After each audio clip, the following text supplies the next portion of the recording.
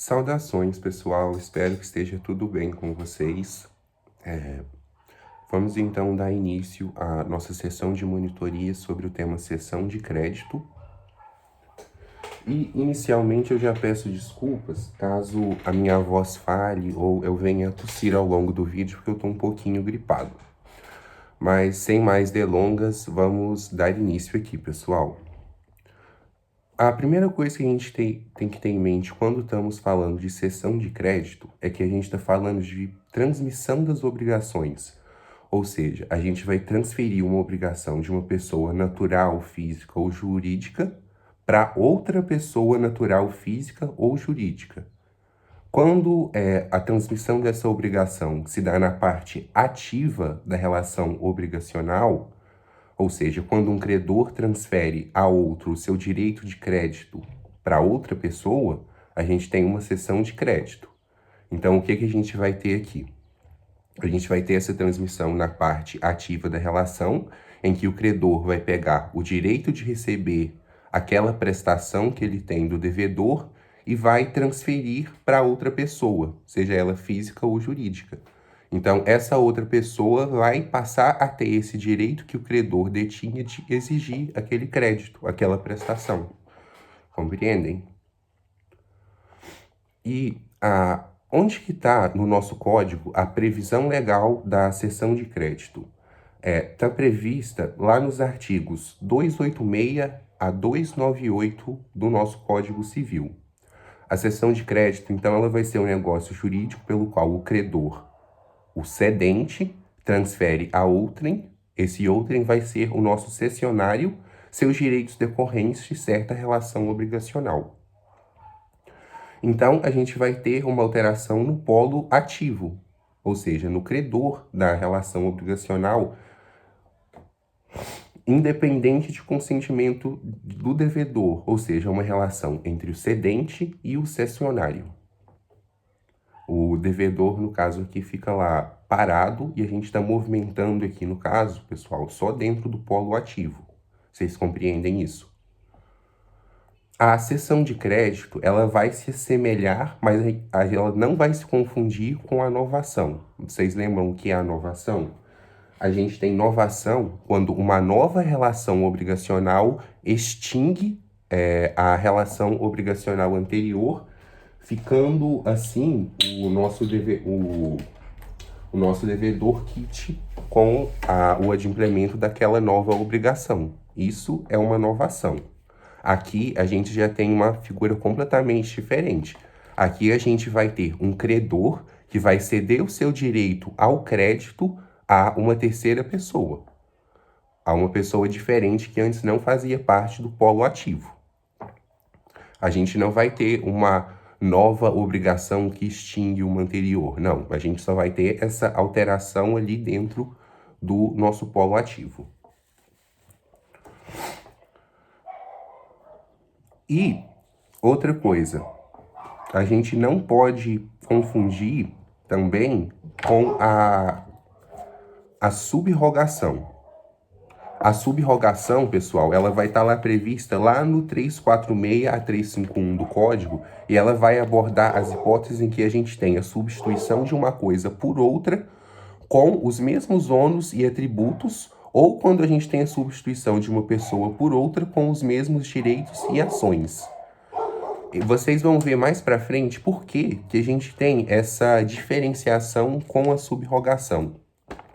Mesmo que na subrogação a gente, quando tem uma subrogação pessoal, a gente tem uma mudança de pessoas também. Mas isso aqui vai estar atrelado, pessoal, a maior diferenciação, a questão das exceções serem oponíveis ou não.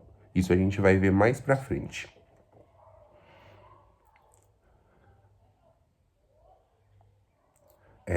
E continuando aqui com a nossa cessão de crédito. Ela vai poder ser legal, judicial ou convencional. E quanto à extensão, total ou parcial.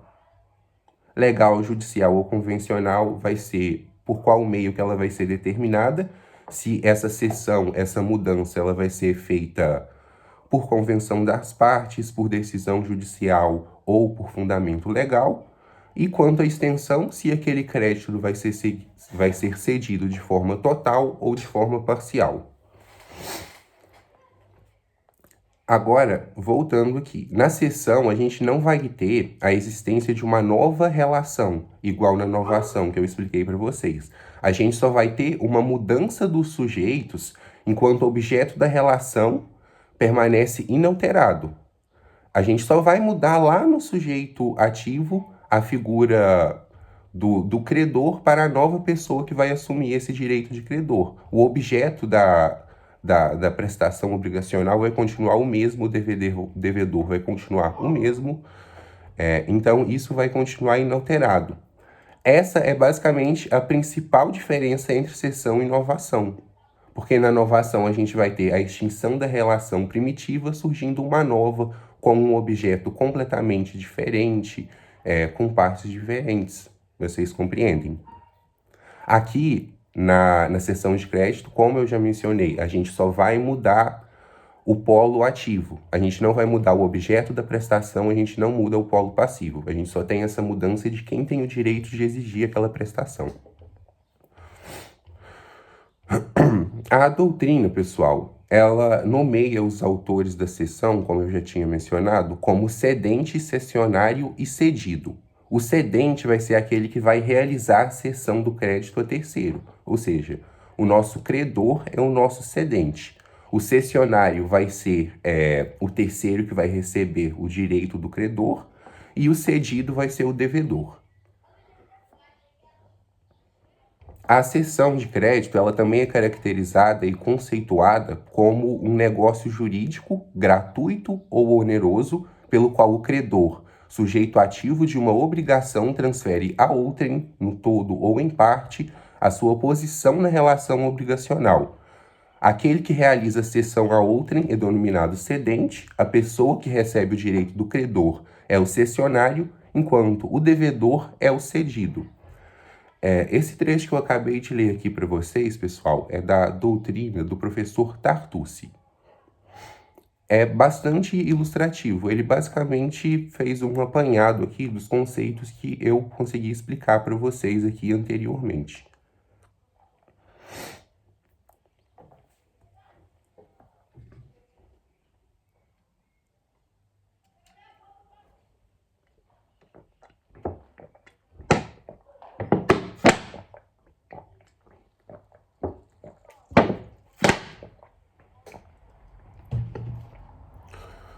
Quanto agora à forma de transmissão da nossa cessão de crédito. A gente, obviamente, vai ter os elementos subjetivos que são essenciais às obrigações, ou seja, os centros de interesse autônomos subjetivos.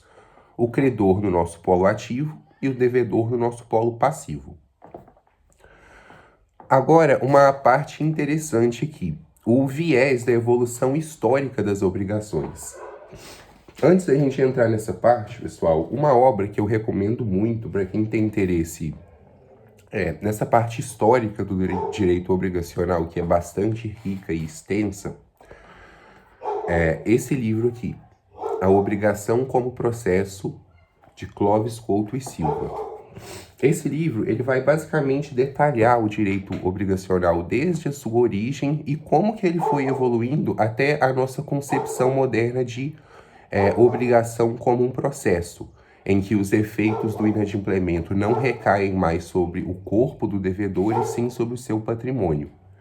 Como que a gente foi chegando a essa horizontalidade que a gente tem hoje nas relações obrigacionais.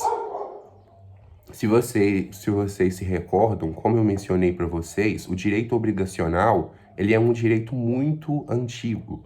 Ele está presente na nossa sociedade desde os princípios, quando a gente ainda realizava o escambo, que é aquela troca de mercadorias, de especiarias, sem necessariamente um pagamento em moeda, até porque ainda não existia.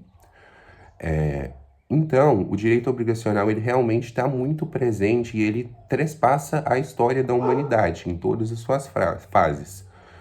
A nossa fonte principal é o direito romano, a obligatio nasce lá no direito romano e segue por esse panorama evolutivo de ir perdendo esse caráter punitivo do inadimplemento no corpo do devedor, de, por exemplo, o devedor não executar uma prestação ou pagar alguma parcela e perder algum membro, se tornar escravo por dívida e os efeitos do inadimplemento passarem a recair justamente sobre o seu patrimônio. Então, é basicamente essa a nossa evolução do direito obrigacional. E outro ponto interessante que eu mencionei aqui foi a questão do inadimplemento. Agora, quanto à transmissibilidade das obrigações. Para o direito romano, as obrigações elas eram estáticas e antagônicas, ou seja, intransmissíveis. É completamente diferente, pessoal, dessa perspectiva funcional que eu passei para vocês. Enquanto aqui a gente tem esse dinamismo entre credor e devedor, polo ativo e polo passivo, que podem se alterar, mudar, toda essa dinamicidade das relações obrigacionais, lá não. Lá, por exemplo, as prestações tinham um caráter personalíssimo, antagônico, ou seja, o credor, no caso, detinha um poder sobre o devedor, sobre a pessoa do devedor, e não tinha essa transmissibilidade. O credor não podia, por exemplo, ceder o seu crédito para outra pessoa, ou o devedor não poderia ceder o seu débito para outra, numa cessão de débito, por exemplo. Só que no direito contemporâneo, como eu mencionei para vocês em todo esse processo histórico da visualização da obrigação como um processo, a gente passa a ter como regra a transmissibilidade das obrigações. Ou seja, passa a ser possível a cessão de crédito, a cessão de débito e a transmissão geral das obrigações.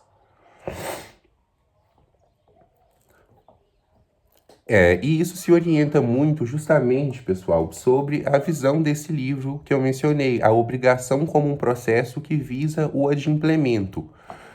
Ninguém entra em uma relação obrigacional pensando em punir o devedor pelo inadimplemento, ou, enfim, nos N fatores que podem decorrer quando uma relação obrigacional não chega ao fim esperado, que é o adimplemento. Ninguém entra em uma relação obrigacional querendo não receber a sua prestação ou receber a prestação com algum vício. Então, o fim principal da relação obrigacional é justamente o adimplemento. Então, se uma cessão de crédito, uma cessão de débito, vai facilitar esse adimplemento, vai facilitar a resolução da obrigação, então por que ela não pode ser possível? Por que a obrigação tem que ser estática, ela não pode ser funcional? É justamente nesse argumento que se pauta a permissão de cessão de crédito, cessão de débito e várias outras formas de extinção da obrigação. Agora, algumas observações para vocês, pessoal.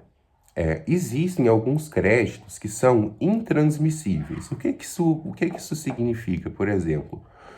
Pela natureza daquele crédito, que pode ser personalíssimo ou infungível, a gente não vai poder transmitir aquela obrigação. Por exemplo, eu não posso transmitir a obrigação de pintar um quadro de arte famoso.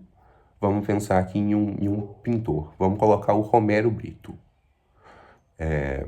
Não, o Romero Brito faz escultura, se eu não me engano. Mas ele não pode passar a obrigação de fazer uma escultura feita pelo Romero Brito, algo personalíssimo, para qualquer outro autor.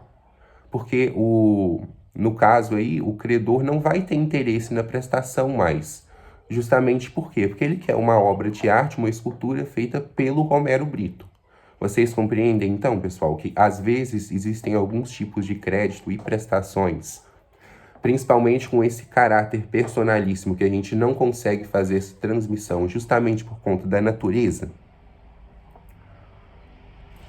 Outra hipótese que a gente vai ter. transmissão do crédito já penhorado. Isso constitui fraude à execução, conforme está lá no 298 do Código Civil.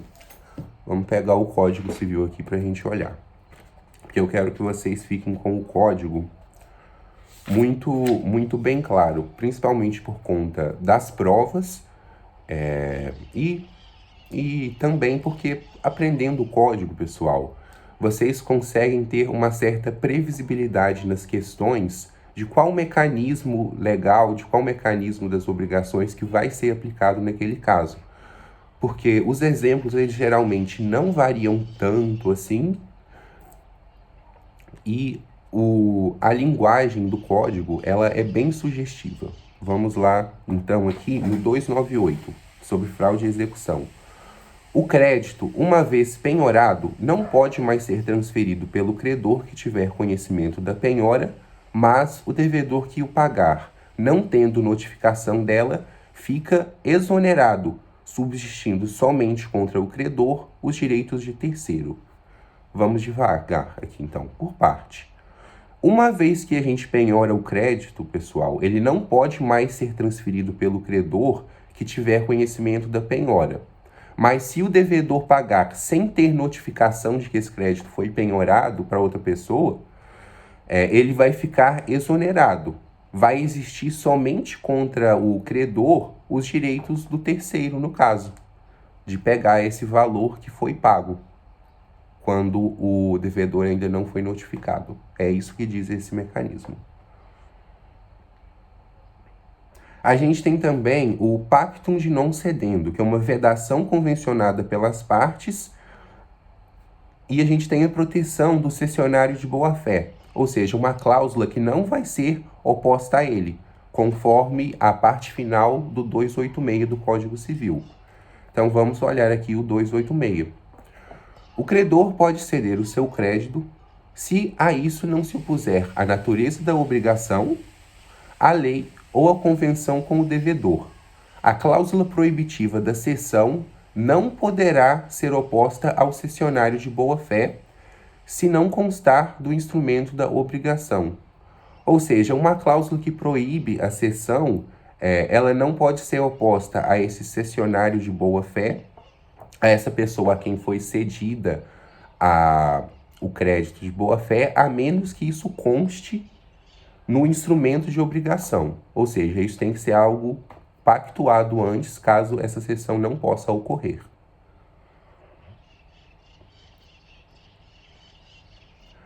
Os acessórios do crédito, eles também vão acompanhar o principal. Novamente, aqui a gente tem a teoria da gravitação jurídica, lá no artigo 287 do Código Civil. Então, vamos continuar. Salvo disposição em contrário, na cessão de um crédito, abrange-se todos os seus acessórios. Princípio clássico aqui do direito obrigacional, da teoria da gravitação jurídica. Lembrando que na maioria das obrigações, os acessórios também vão acompanhar o principal. Essa é a nossa regra.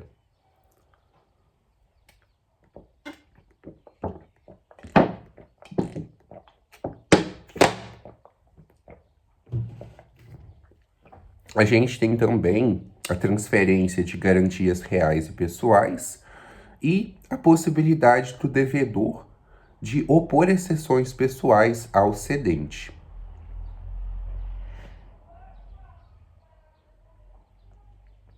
Agora, pessoal, quanto à validade da cessão. Para que essa cessão de crédito seja válida, ela tem que atender a alguns requisitos que também estão expressos lá no nosso Código Civil. Então, a gente vai ver cada um deles agora.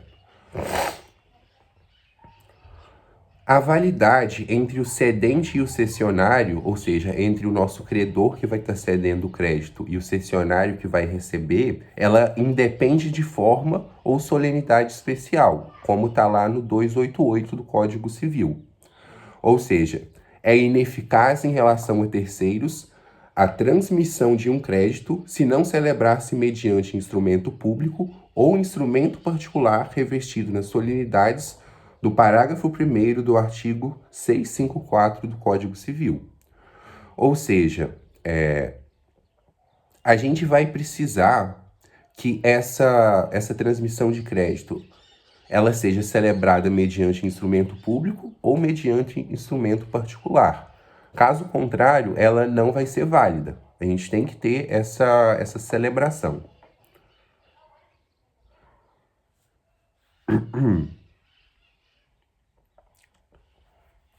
Já a validade da cessão, pessoal, em face de terceiros...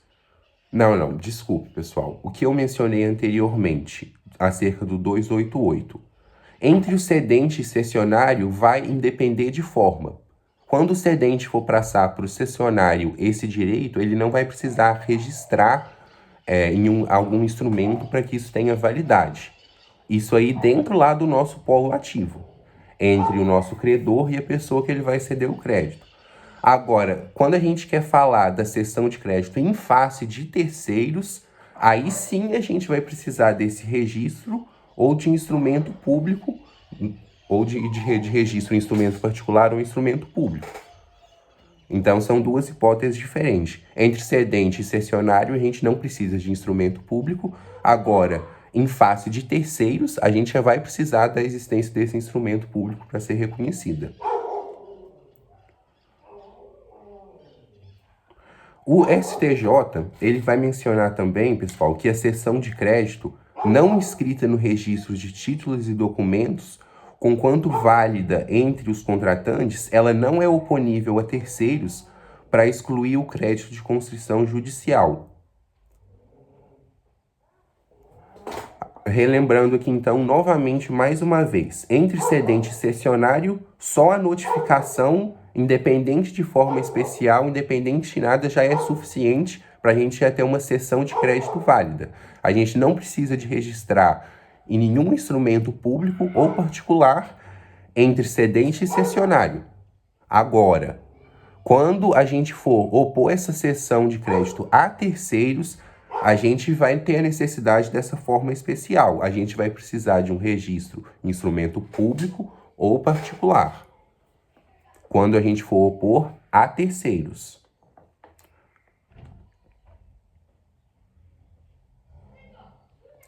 Outro ponto, pessoal, é o artigo 290.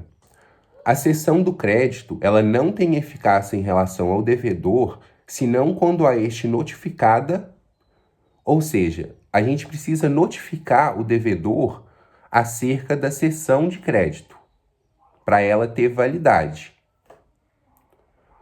Por notificado, a gente vai ter o devedor que, em escrito público ou particular, se declarou ciente da cessão feita. Então, para a cessão ser válida, a gente tem que falar para o nosso devedor: olha, devedor, que no caso vai ser o cedido. Olha, cedido, eu, o credor aqui, estou cedendo o meu crédito, o direito de receber essa obrigação ao fulano de tal aqui. E você concorda com isso, não concorda, ok? Geralmente vai concordar. Mas caso não concordar, como eu mencionei para vocês, o devedor ele pode opor algumas condições pessoais ao devedor.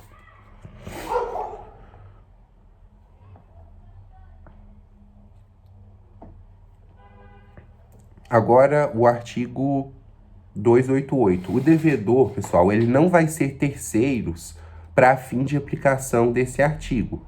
Vai bastar a notificação prevista no 290 para que a cessão seja eficaz perante ele. Isso aí, quem está determinando é o enunciado 618 das Jornadas de Direito Civil. Então, ele meio que exclui um pouco dessa necessidade da criação do instrumento público ou particular. Ele diz que a mera notificação do nosso devedor, ela já vai acabar constituindo essa cessão de crédito. É um entendimento um pouco diferente, mas é o que a gente aplica hoje em dia.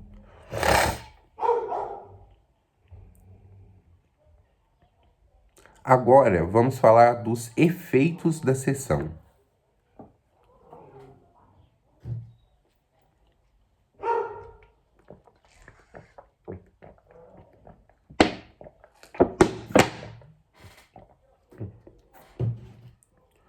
Primeiro vamos falar quanto aos efeitos da cessão, quanto ao devedor e ao cessionário. Quando a gente tem uma pluralidade de cessões do mesmo crédito, por exemplo, qual credor que vai ser satisfeito? A resposta vai estar lá no 291 do Código, que vai falar que ocorrendo várias cessões do mesmo crédito, prevalece que se completar com a tradição do título do crédito cedido. O que isso quer dizer? Quando a gente pega o mesmo crédito, vamos supor que o direito de receber esse código, eu sou o credor desse direito, e eu vou cedendo ele para uma pessoa que vai e cede para outra, que cede para outra, que cede para outra, que cede para outra. Qual seção que vai prevalecer? Vai ser a que se completar com a tradição do título do crédito cedido. A que a gente tiver a tradição de fato desse título. O que é tradição? A tradição é quando, de fato, se passa um direito para outra pessoa.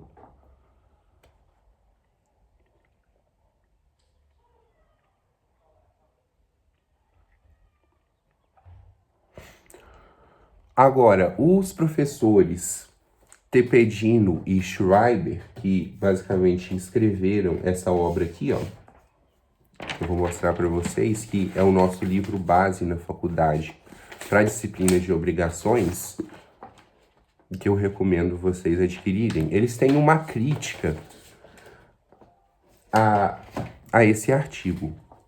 Para eles, o critério deveria ser a prioridade de notificação, para proteger o devedor de boa-fé. E a gente também deveria ter um direito de indenização dos cessionários face ao cedente que cedeu o crédito várias vezes. É uma postura negligente e contrária à boa-fé. Porque pensa só, pessoal, se eu ceder esse meu direito de receber o código, como eu mencionei com vocês, para N pessoas, o próprio devedor não vai saber direito para quem que ele vai adimplir com essa obrigação. Então, a gente teria que ter a prioridade da notificação. Ele vai realizar o adimplemento para a primeira pessoa que ele foi notificado no caso que esse crédito foi passado. Essa seria a crítica dos professores. Justamente para quê? Para a gente proteger o devedor da conduta de má-fé do nosso credor de sair, enfim, distribuindo, cedendo esse crédito para várias pessoas. Agora, quando que ocorre a liberação do nosso devedor em uma cessão de crédito? Segundo o 292 aqui, fica desobrigado o devedor que, antes de ter conhecimento da cessão, paga ao credor primitivo ou que, no caso de mais de uma cessão notificada, paga ao cessionário que lhe apresenta com o título de cessão da obrigação cedida. Quando o crédito constar de escritura pública, prevalecerá a prioridade de notificação. Então, duas hipóteses aqui quando o nosso devedor vai se desobrigar. Quando ele, antes de ter conhecimento da cessão, pagar o credor primitivo, ou quando a gente tiver mais de uma cessão notificada, ele pagar o cessionário que lhe apresentar com o título de cessão, o título da obrigação cedida. E ressaltando também, pessoal, que quando o crédito constar de escritura pública, vai prevalecer a prioridade da notificação. Aquilo que eu mencionei para vocês. No caso, qual que foi a notificação que ele recebeu primeiro? Continuando aqui, no 293, a gente tem que, independente do conhecimento da cessão pelo devedor, pode o cessionário exercer os atos conservatórios do direito cedido. Ou seja, por exemplo, a interrupção da prescrição, a verbação do crédito hipotecário e a própria notificação do devedor. Então, independente da ciência dele, vamos supor, por exemplo, que eu realize uma cessão de crédito, novamente, de receber o Código Civil deixa eu pensar aqui, a Marina. A Marina, pessoal, ela vai poder emitir uma notificação para o devedor, mesmo que eu ainda não tenha o notificado dessa mudança, cobrando, no caso, o Código Civil. Justamente com fundamento aqui nesse 293 do Código Civil. Vocês entenderam por esse exemplo? Bom, no caso não tem como ninguém responder se entendeu, mas por força de hábito eu sempre pergunto. Agora, pessoal, quanto à responsabilidade do cedente. Isso vai estar disciplinado lá no 295, que vai dizer para a gente. Na seção por título oneroso, o cedente, ainda que não se responsabilize, fica responsável ao cessionário pela existência do crédito ao tempo em que lhe cedeu. A mesma responsabilidade lhe cabe nas cessões por título gratuito se tiver procedido de má-fé. Esse artigo aqui é muito importante e muito interessante, pessoal.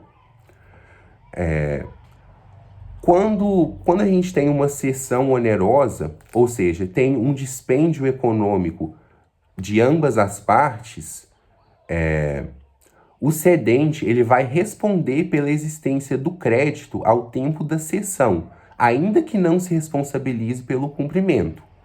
Então, vamos supor que eu ceda de forma onerosa a Marina o direito de exigir de uma pessoa X a entrega desse Código Civil aqui. Como a gente está tendo aqui uma cessão onerosa, eu vou responder pela existência do crédito, ou seja, eu vou responder pela existência lá do código nas mãos do devedor ao tempo da cessão, ou seja, naquele momento, naquela época que eu cedi esse crédito. Ainda que eu não me responsabilize pelo devedor X lá entregar o código para ela. Vocês compreenderam? Isso é uma cessão onerosa. Agora, em uma cessão gratuita, eu não vou responder pela existência desse código aqui, a menos que eu tenha agido com má fé. A menos que, por exemplo, vamos supor que o devedor X já tenha me falado: olha, Carlos, teve uma tempestade aqui, esse Código Civil saiu voando pela janela e eu não tenho mais. E eu tendo ciência disso, mesmo assim ainda pego e cedo esse crédito à Marina. Aí sim, eu vou ter uma conduta de má fé e eu vou responder pela existência desse crédito.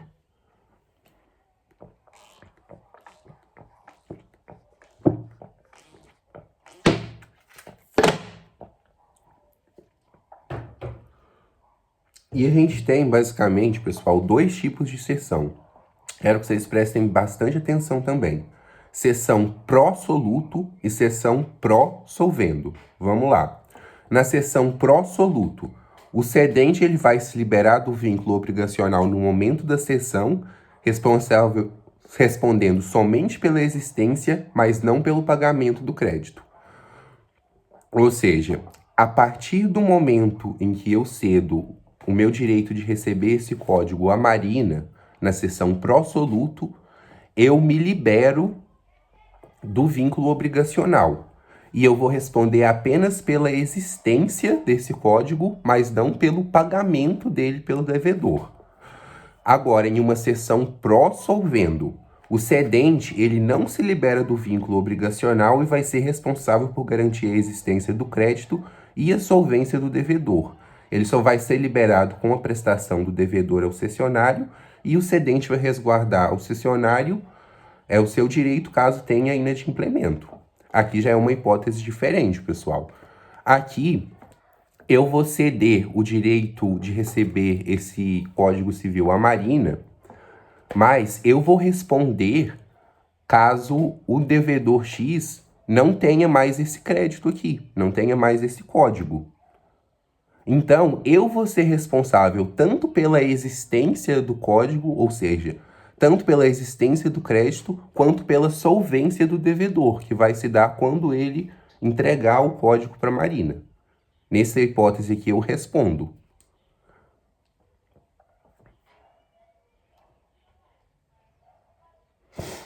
É, 296 e 297, salvo estipulação em contrário, o cedente não responde pela solvência do devedor. E 297, o cedente responsável ao cessionário pela solvência do devedor não responde por mais do que daquele recebeu com os respectivos juros, mas tem de ressarcir-lhes as despesas de cessão e as que o cessionário houver feito com a cobrança.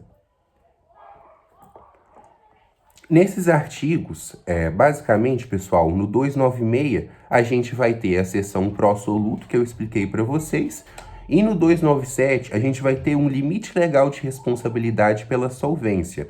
Ou seja, o cedente ele não deve enriquecer o cessionário, mas apenas compensá-lo. A doutrina ela vai sustentar também, pessoal, que não há perdas e danos, especialmente se o cessionário fez essa cessão de boa-fé.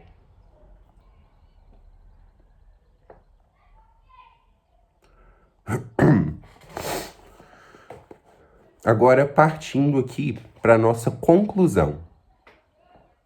Seção pró-soluto, novamente, é aquela que vai conferir quitação plena e imediata do débito do cedente para com o cessionário, exonerando o cedente pela solvência do cedido.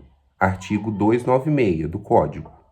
Seção pró-solvendo. A gente vai ter a transferência do crédito feita com o intuito de extinguir a obrigação apenas quando o crédito for efetivamente cobrado. Ela deve estar prevista pelas partes, situação em que o cedente ele vai responder perante o cessionário pela solvência do cedido. 297. Caso vocês ainda estejam com dúvida nessa parte, que é muito importante da aula, é só vocês retornarem um pouquinho o vídeo que eu explico com exemplos, tudo bonitinho. Lembrando, pessoal, não é necessário o consentimento do devedor, apenas a sua notificação, conforme o enunciado das jornadas de direito civil que eu já mencionei para vocês. A eficácia perante terceiros, ela vai se dar apenas frente ao registro instrumento público ou particular, dependendo, e a eficácia entre o credor e aquela pessoa a quem ele está cedendo vai se dar meramente por notificação, e em face da pluralidade de cessionários, vai prevalecer aquele que detiver o título, ou seja, aquele que realmente detiver o documento oficial da cessão. Não adianta, por exemplo, eu ceder o direito de receber esse Código Civil aqui a várias pessoas, a 5 pessoas, por exemplo, se só uma delas tem o documento oficial. É aquele documento lá que vai valer e é aquela sessão lá que vai ser válida. É basicamente isso por hoje, pessoal. Deu aí quase 40 minutinhos de conteúdo para vocês. Eu espero que tenha ajudado vocês a compreenderem um pouco melhor a cessão de crédito, que é um mecanismo muito interessante dentro do direito das obrigações e das formas de adimplemento. Qualquer dúvida que vocês tenham, vocês podem me contatar por e-mail, por WhatsApp ou nos próprios corredores da faculdade mesmo.